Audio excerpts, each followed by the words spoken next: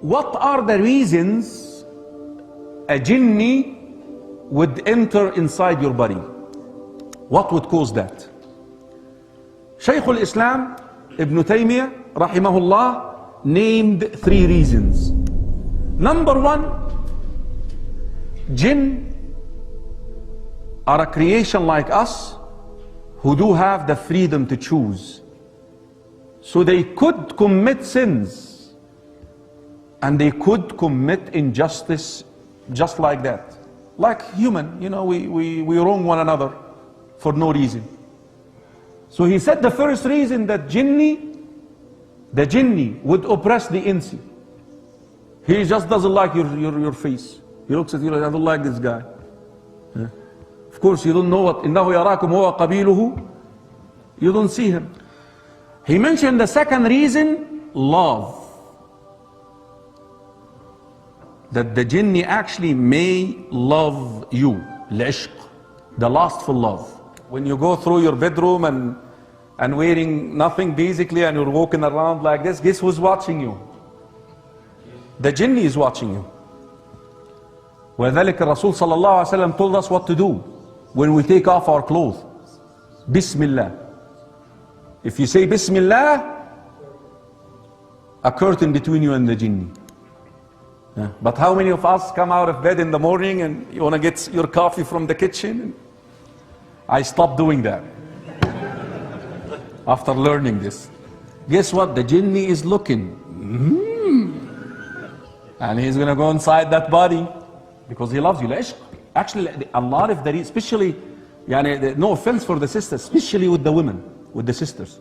A lot of the sisters are possessed by jinn because of that reason, that the jinni actually likes the women. That's why the women also should be careful about the way that she dresses inside her bedroom and so forth.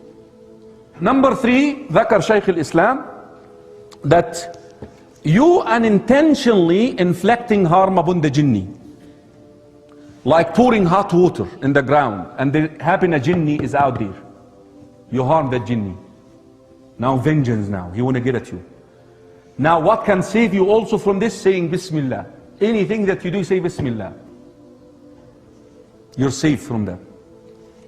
Can the jinni enter the body of the human just like that anytime? Anytime? The answer is no. I'm talking about the possession.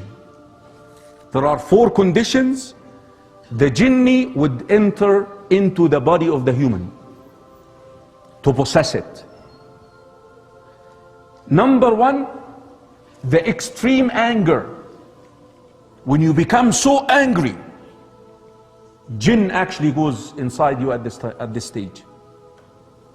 What did the Prophet ﷺ say to us when we get upset, angry, when we get mad? If you're sitting down, stand up. If you're standing up, sit down. Why? You want to upset the position of the jinni inside you. You don't want to make him comfy. Because as long as you're in your position and you're upset, he's the one who's now directing that body. والحديث يا إخوة, Sulaiman ibn Sirt, he was sitting next to the Prophet ﷺ, a companion, and he got so angry. You know, when you get so angry that your face what? And things come out of your mouth, you know, do like this. I said, إني لا أعلم كلمة. I know a statement if he says, أعوذ بالله من الشيطان الرجيم. The second case here is extreme or excessive fear. Excessive fear, the state of excessive fear. You're vulnerable during these conditions.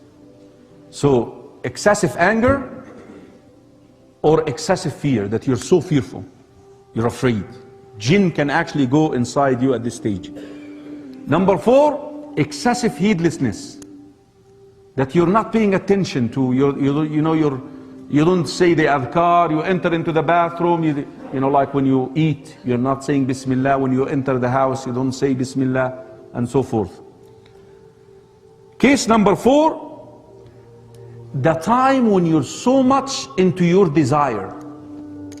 You know, when you're watching a scene, let's say pornographic, something like that, pornographic, that's what came, and you're focused with it. You're so much into the scene that is when jinn actually can enter into your body. You're very vulnerable at this stage. When you're so much into that unlawful behavior. Jinn can penetrate your body at this stage. Even with your married spouse, even with the lawful one, you're supposed to make a dua that Allah would protect you from what? Shaitan at this stage.